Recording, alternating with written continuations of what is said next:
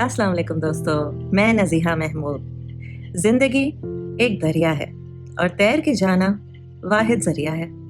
आसान हो या मुश्किल, कहानियाँ मेरा दिल, सुनना मेरा शौक, सुनाना मेरा ज़ौक।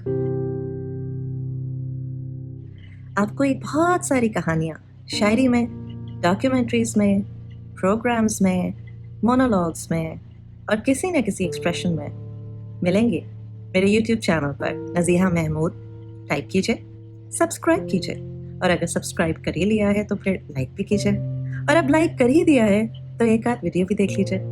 यकीनन आप में से कहीं ना कहीं कई लोगों के, अगर सारे नहीं तो दिल का एक तार ज़रूर बज उठेगा और ये ज़रूरी है, नहीं? See you. Thank you.